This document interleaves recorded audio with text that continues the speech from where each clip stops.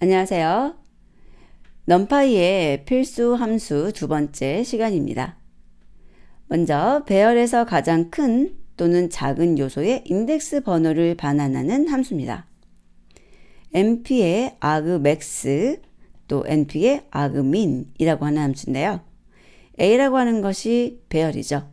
그래서 배열을 아규먼트로 넘겨주게 되면 그 배열에서 가장 큰 또는 작은 요소의 인덱스 번호를 반환해 주는 것입니다. 인덱스는 0번부터 시작이고 2차원인 경우에는 1차원으로 변경해서 작업이 진행됩니다. 보도록 할까요?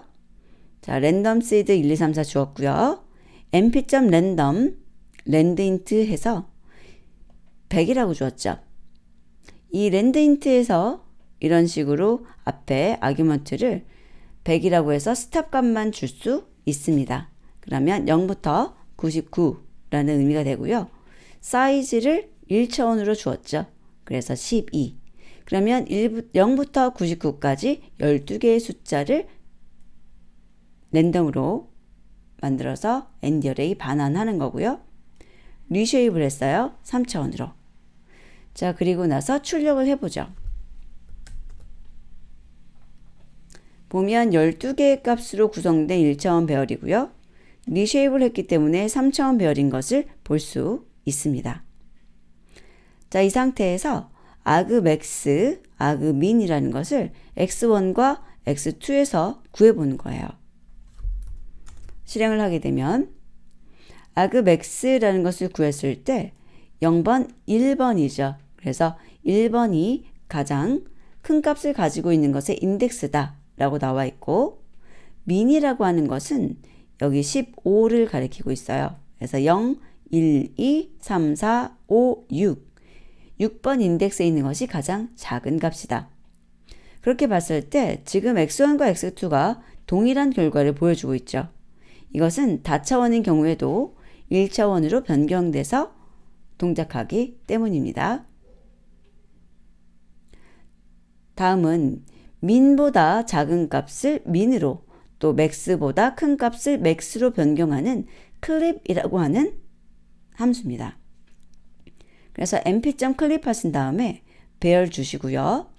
사용할 min 값 또 max 값 주신 다음에 out이라는 것을 주실 수가 있는데, 이 clip이라는 것은 결과를 반환하는 함수예요. 그런데 여기 out이라는 것을 주어서 이 out에다가 바로 결과를 또 받을 수 있습니다. 그래서 결과를 반환받을 수 있는 것이 두 가지 통로가 있는 것으로 기억하시면 되겠습니다. 그래서 out을 주지 않으면 return만 되는 거고요. out을 주게 되면 return도 되고 또 out으로 우리가 전달받기도 한다는 겁니다. 먼저 랜덤 시드 주었고요. 랜덤에 landint 주었는데 여기 30부터 59까지죠. 그리고 여기에 사이즈는 이라고 안 주고 그냥 포지셔널 아규먼트 쓴 거예요. 10개짜리. 그리고 나서 클립을 실행하는데 이 x 배열에 대해서 min이 35, max가 55죠. 그러면 35와 55 사이의 값만 볼 수 있으실 겁니다. 실행해 볼까요? A는 56, 57, 34 이런 것들 보실 수가 있어요. 여기 34. 그런데 이 아래 보시면 34는 35로 바뀌어 있고요. 56, 57 같은 것들은 55로 변경되어 있는 것을 보실 수 있습니다. 그래서 이런 것이 클립이다. 기억하시면 되고요. 자, 다음은 클립에 out이라고 하는 것을 사용해 보려고 합니다. out equal x라고 한다면 이 x가 원본이죠.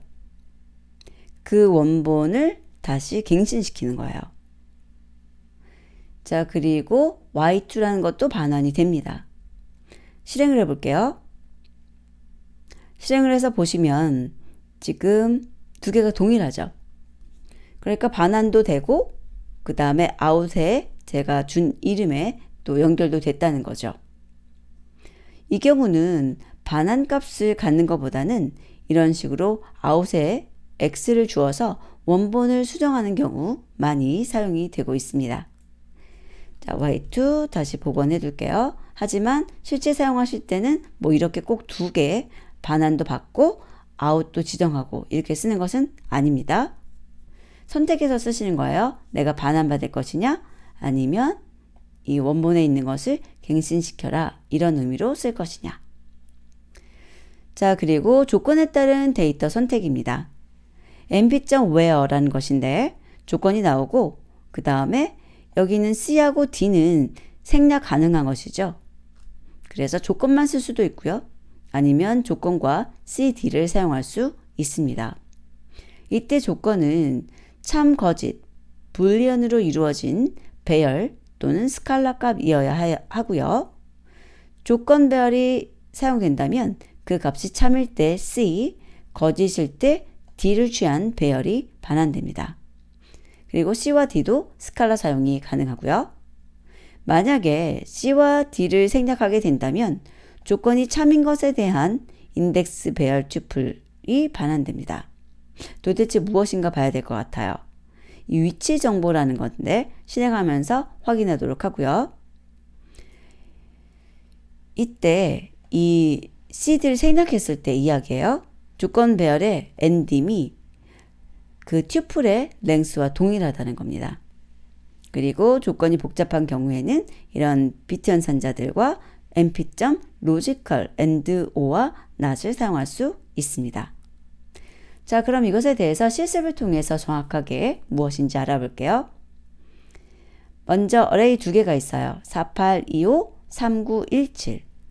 그런데 제가 여기 조건을 true라고 해서 스칼라를 줬습니다. 그랬을 경우에는 A를 선택하는 거고요. false라고 주게 되면 B를 선택하게 돼요. 실행을 해볼게요. 실행을 하게 되면 먼저 출력한 것이 A쪽 4825, 나중에 실행한 것이 3917인 것을 볼 수 있습니다.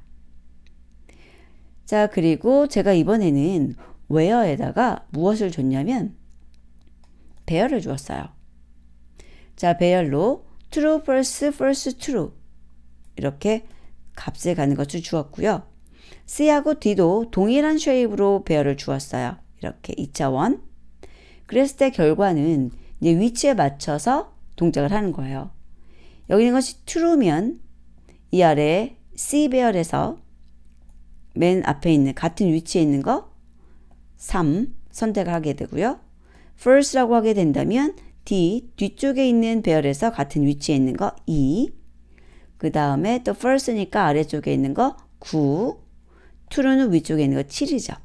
그러면 3, 2, 9, 7이라는 것이 나오는 것을 확인하실 수 있겠습니다. 자, 그러면 여기에다가 저희들이 예제를 좀 추가해 볼 거예요. 자, 위에서 한 줄 복사하고요. 붙여넣고 자, 괄호 where 닫고 프린트까지 닫았습니다. 그리고 나서 실행을 해보도록 할까요? 실행을 하게 되면 지금 튜플이에요. 그리고 그 내부에 배열이 두 개가 들어있죠. 그런데 첫 번째 배열에 0이 들어있고 두 번째 배열에도 0이 들어있어요.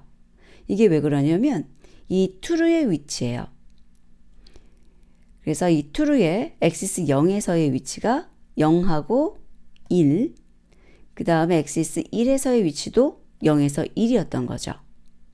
만약에 제가 여기에다가도 true라는 값을 주고 실행을 한다면 0, 0, 1, 얘가 0, 0, 1의 axis 0번을 갖고요.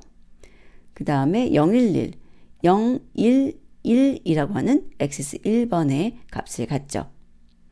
그래서 생각을 해보시면 인덱싱 중에서 인덱스 어레이스하고 같은 모양인 것을 볼 수 있습니다.